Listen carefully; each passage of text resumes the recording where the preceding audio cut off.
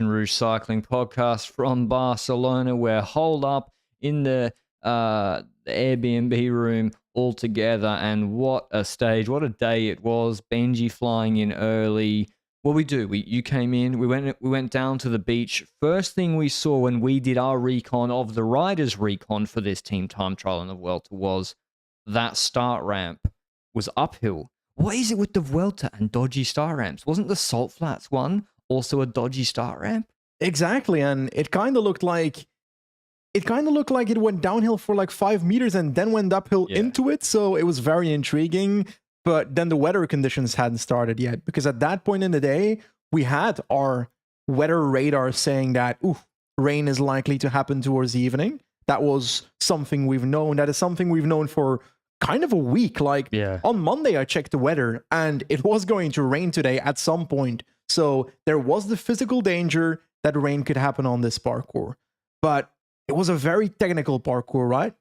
Yes and no. Like, it's 15 kilometer TTT course. The Vuelta loves to start with a TTT. They did in Utrecht last year, in the Netherlands. The roads were wide. Barcelona's streets are really wide. A lot of one-way roads that are like 3 lanes wide. So yes, it wasn't. There were 18 corners for 15 kilometers. So very difficult to know when to change riders, because you don't want to change just before a corner. So I would say the roads were not too technical or dangerous in terms of narrow points or pave. A lot of white lines, a lot of bike lanes, a few tram tracks even, a few roundabouts, and definitely a few areas where water could pool. Sir. We always hear people talking about the spirit of gravel. I think there is a spirit of team time trial. I feel like team time trials should not be city circuits. They should not be super technical shit, because I want to see riders benefit from the aerodynamics. I want to see how riders switch on a straight line. I want to see a proper team time trial. And this was like, it makes it not only difficult for the riders, but also for the broadcasting, because when watching this time trial, I have no clue where the intermediate checkpoints are, have no clue where the riders are on the parkour. Yes, the weather held, but that would have been the same regardless of the weather, in my opinion. Like, it's just chaos. It was chaos. And what we realized when we went down, right? So, by the way, the reason I look so sweaty is I got shut in my hotel room. It was raining, and I had to run over here with an umbrella after the TT finished in the pitch black.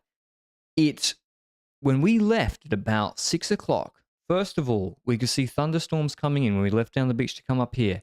And I thought, we left even earlier than that. I think we left at 5:30. I thought, it's already getting pretty dark. And at the beach, there's not the big buildings blocking the light too much. But at 6, it was already getting dark. And by the way, I've been here on a little holiday. So a news flash for you, which shouldn't be a news flash for the organizers. It gets dark in Barcelona's city center, or has been, at like 8:15. And I don't mean pitch black, but in good conditions, already the light is very low at 8:15. 8:45, virtually pitch black. That's in good conditions. So I was looking at thunderstorm coming in.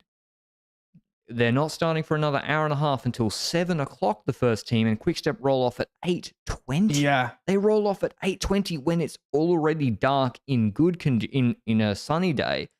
And I thought this could be absolute carnage. And that's basically what happened. Who was the first team? Caja? And then was DSM one of the first 3 teams to roll off? DSM was, in my opinion, I think the second or the third team to roll off the starting line. And like, the conditions at the start were better than at the end of the time trial. Like, obviously, that was very clear when watching it.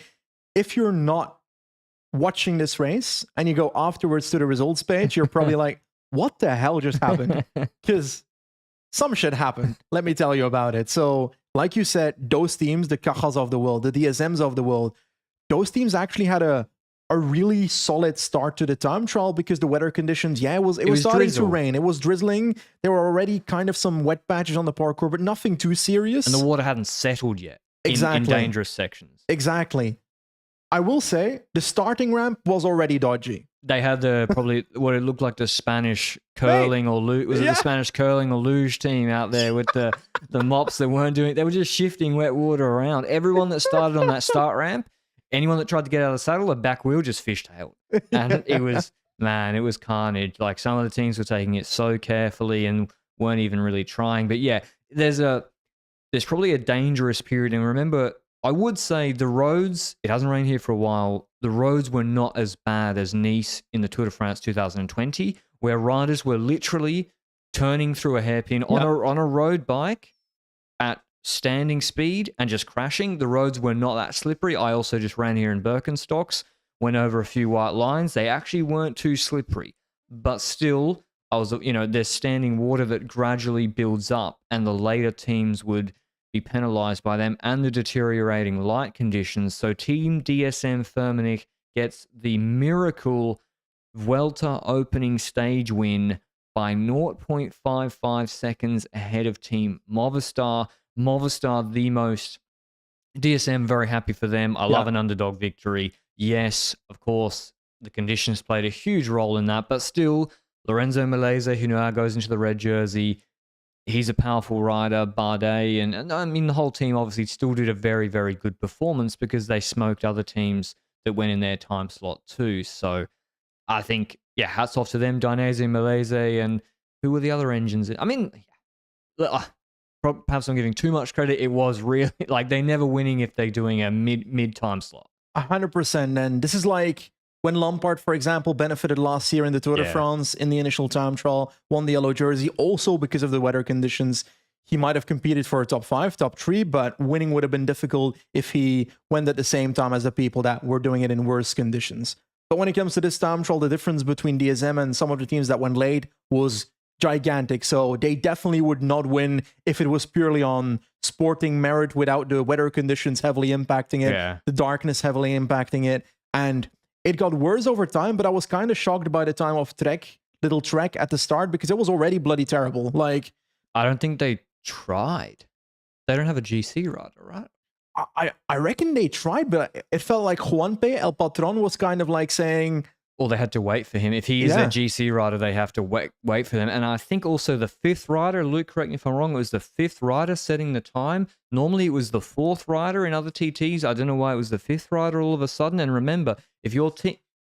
It's always 5th? All right, apparently. I think it switched around a few times to win races. I swear we've had this discussion before. Maybe I've never watched cycling. But anyway... You also can't drop your GC leader if he's one of the weaker time trialists, because if you get dropped, you set your own time after the 5th guy. So you will actually lose time on the road too. But Movistar, of the GC teams and the big teams going in the later terrible slots, Movistar the best. They nearly pull off the miracle stage win, 0.55 seconds behind DSM Firmenich. Unbelievable TT from them, from Garcia Cortina. Imanol Erviti drafted in at the last minute, the powerhouse. Nelson Oliveira, another top 10 at Worlds. Mars, they obviously went full threat of death in all the corners.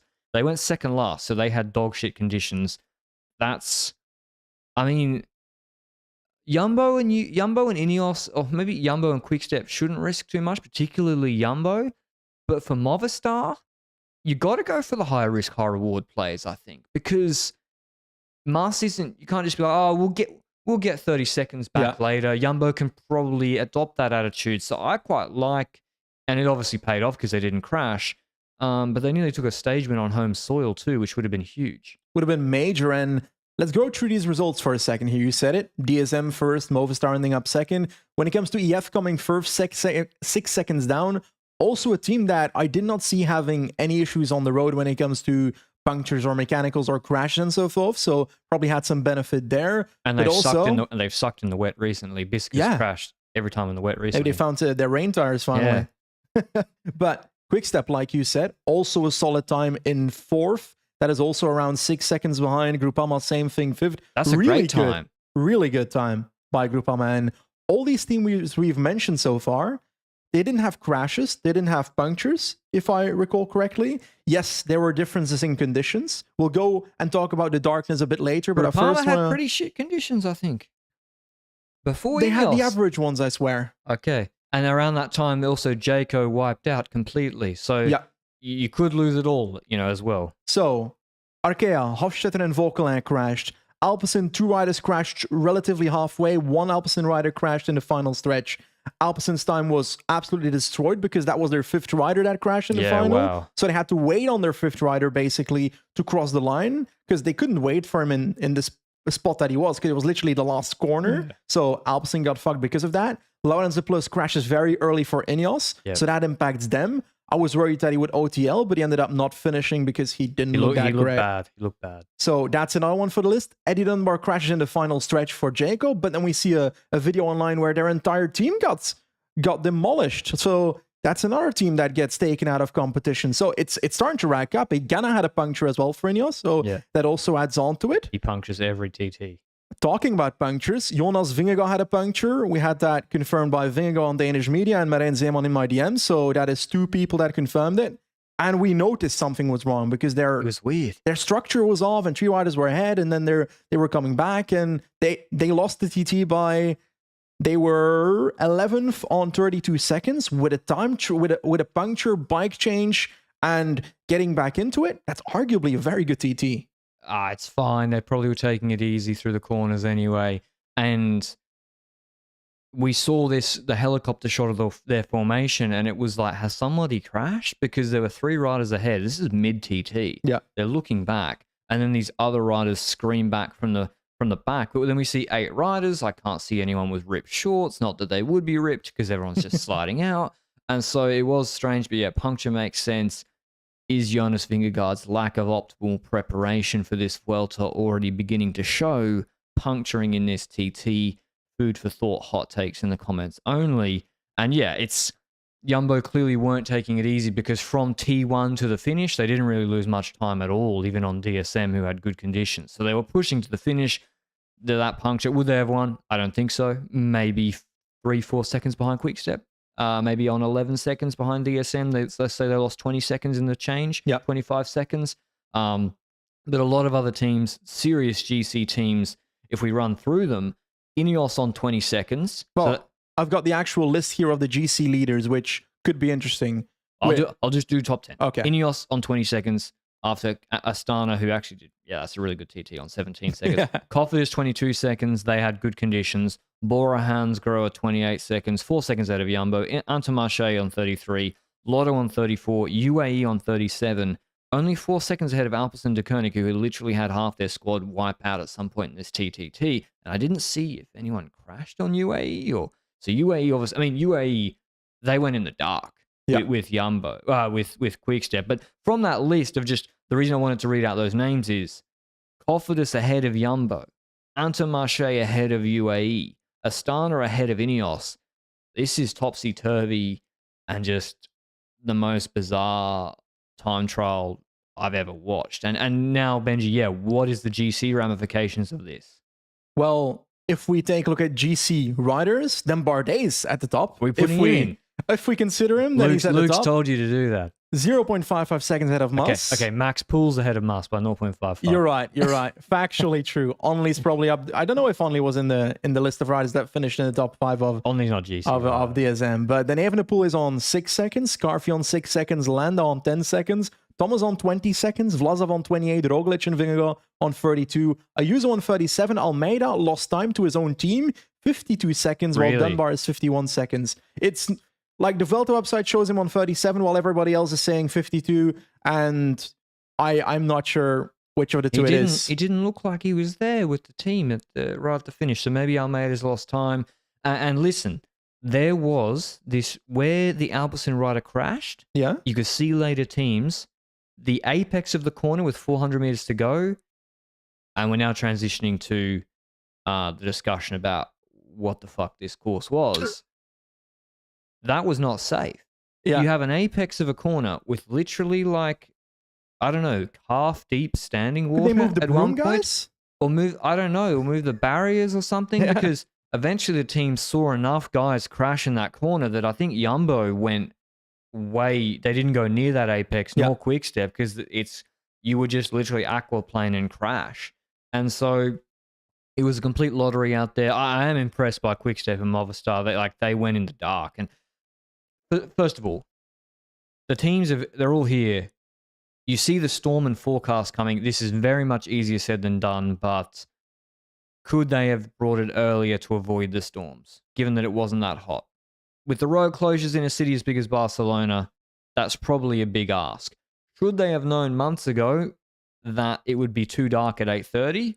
Yeah, that's something that's knowable from existing in Barcelona, or that should be knowable. Well, 8:35 was the predicted sunset here, and I believe that if there is a sunset time, there should be let's say a 1 hour buffer so that riders don't need to ride in the dark. At least 40 minutes, 45 minutes. Cyclists aren't circus animals.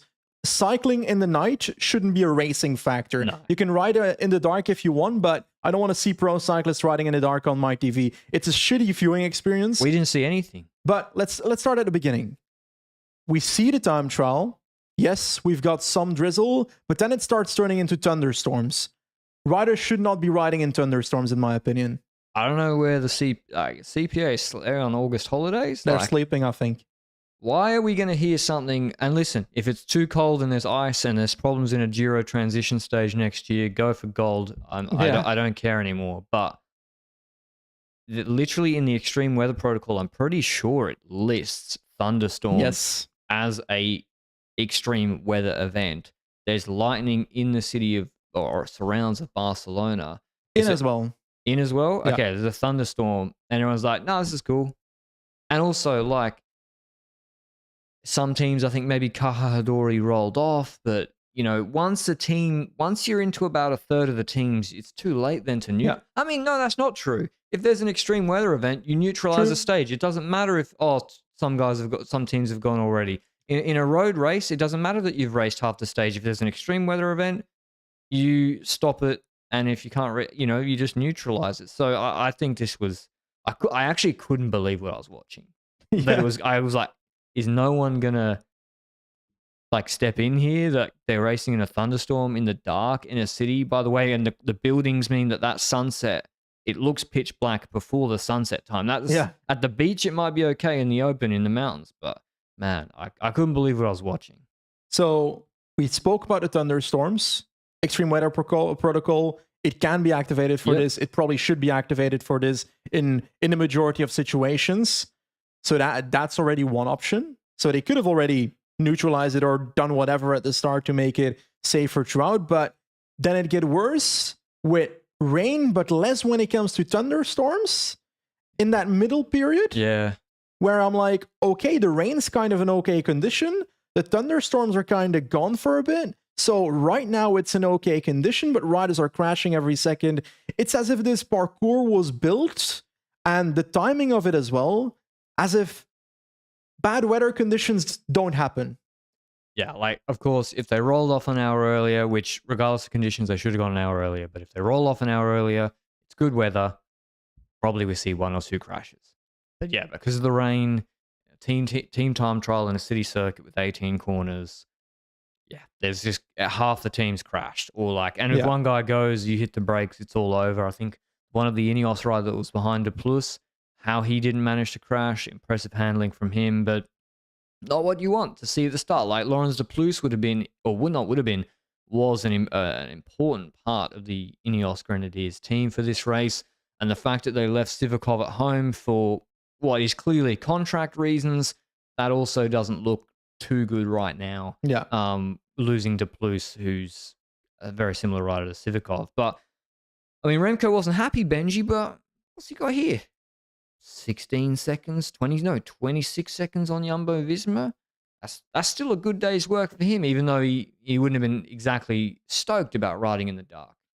I think so as well. 26 seconds. Results-wise, they're probably happy, but I think as a rider, knowing that the organization and the jury and the UCI and the CPA was fine with you riding in the dark, complete dark, you can't see shit. Every single rider in the last phase of this race said it. Roglic mentioned it in his interview that he couldn't see anything. He was laughing at the finish because he was so happy he didn't crash. He was just laughing. They didn't Jumbo him, and they didn't even care about the time loss. He was just hysterically laughing at the finish because he was like, I'm Roglic. If anyone was going to crash, it was going to be me, and he didn't. I honestly think that's how he felt. I think he thought when he saw the rain, he was like, I've just prepared for 3 months for this race, and I'm going to wipe out on a corner like the Blues. So yeah.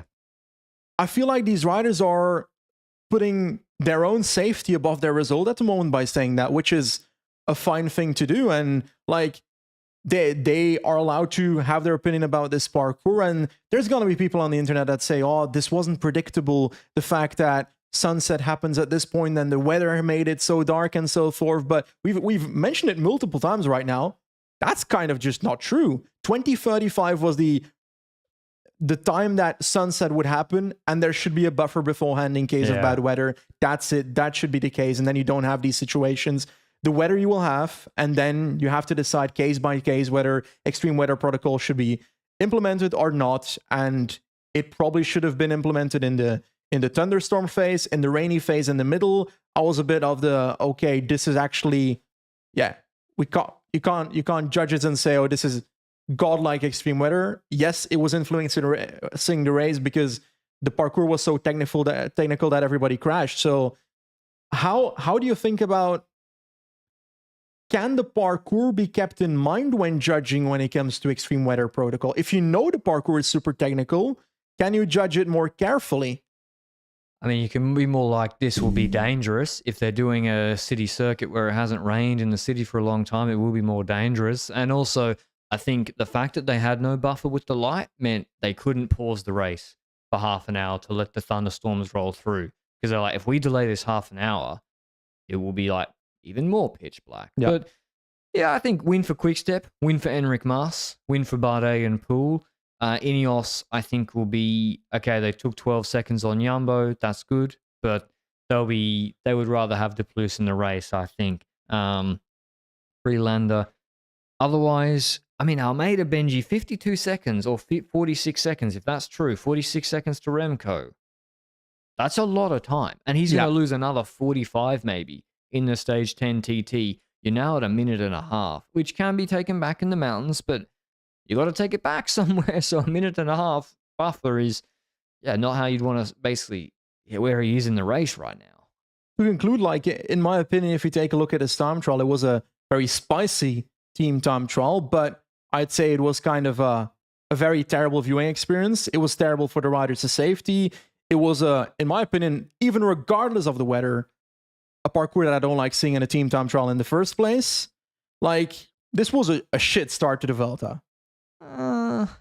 Yes. I don't mind a city TTT. You like drama and you know it. I like a city TTT. I do. I will say that. I'm not okay with that. I do think if it's dry, it does test handling, it tests equipment, it tests how you change how your sequencing is, and of course then the rain makes more of a luck factor. But EF and Quickstep, they didn't crash. They got it right. And Quickstep did that with a weaker team. And they take time on Ineos and Jumbo. The light and the thunderstorm is a separate discussion. But if, I don't mind a city TTT. Of course, all the directors are nervous. The staff don't like it. The riders don't like it. They don't want to lose the Vuelta on stage 1.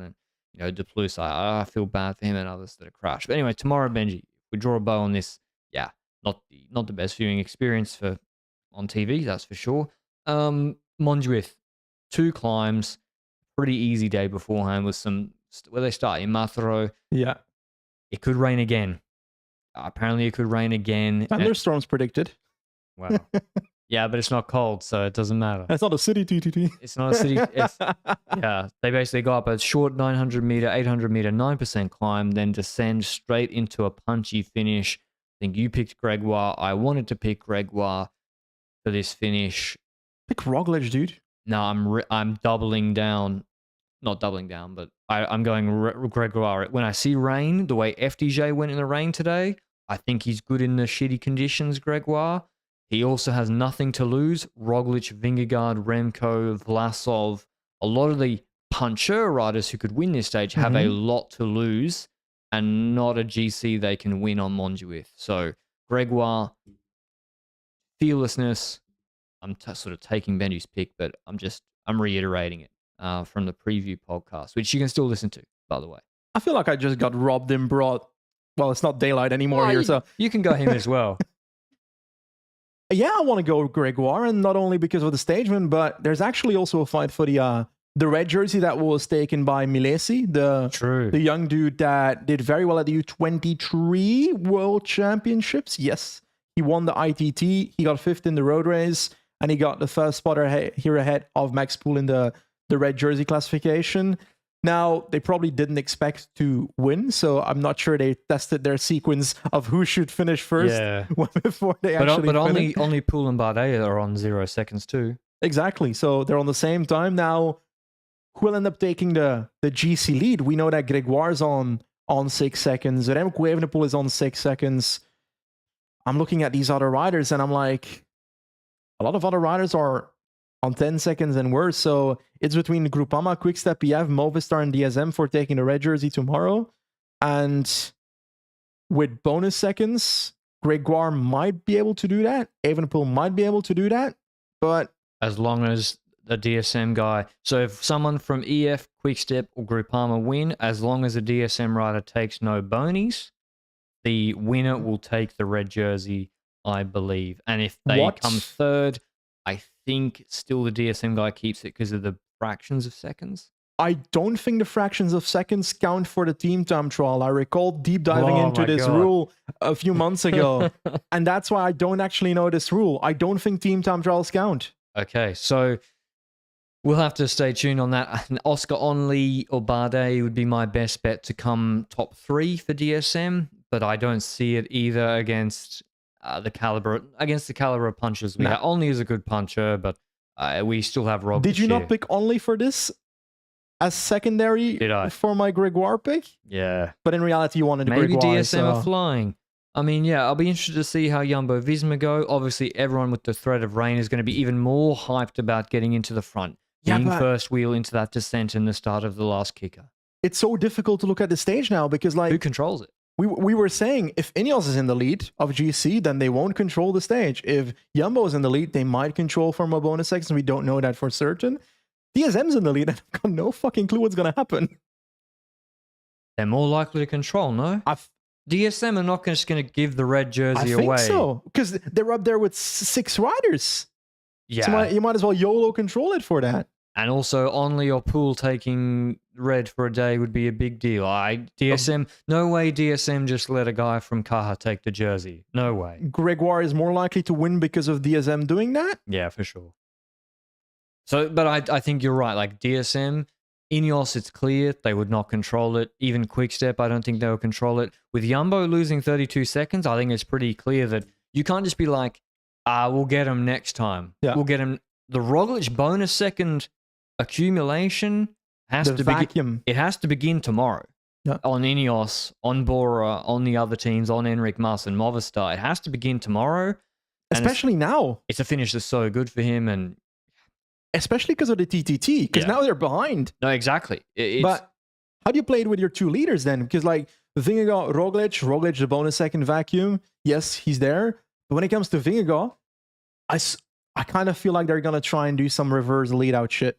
Vingegaard can win on this finish. He's got a good punch, and there's no Poggi here. Obviously, if Poggi was here, he just wins. But you're right. If Vingegaard gets a lead-out and someone drops the wheel or there's bad positioning, it'll be interesting. I'm really excited to see tomorrow because we will immediately see, can this Quickstep team position Remco? Can this Quickstep team move Remco up on a climb? And how does Remco's punch stack up against Roglic, against, we know how it goes against Vlasov. And I think, it'll be interesting. But Remco can also win this stage. I wouldn't be surprised to see him win either. He's obviously in great form, and Quickstep were very impressive today. So you went, who'd you go? Gregoire. I went Gregoire. And we're going to stay with Gregoire. The French, it's time for him to step up into the big leagues. Yeah, it's been long enough, eh? Yeah, exactly. Before he's washed up. Breakaway I don't see because of DSM. But yeah, that's the Vuelta start. Any other news in cycling? I don't know. Oh, good day for DSM. Welsford, they got it right in the sprint. Welsford, our boy, won on in Renewey Tour. Did he? So yeah, he won the sprint stage ahead of Philipsen and Coy. So great day for DSM. Are they the best? Must have gotten around the roundabout on the right side this time. There was no roundabouts today. It was on a highway. Maybe they're the best Dutch team at the moment. Who knows? You're right. I don't see a roundabout. All right. Well, there we go. The only highway finishes. Send him to UAE Tour. He'll win a stage at UAE next year, Welsford. That's all from us. We'll see you at the recap of stage 2. The Monza with punchy finish. Hopefully there's no rain or thunderstorms tomorrow for the Vuelta. Ciao.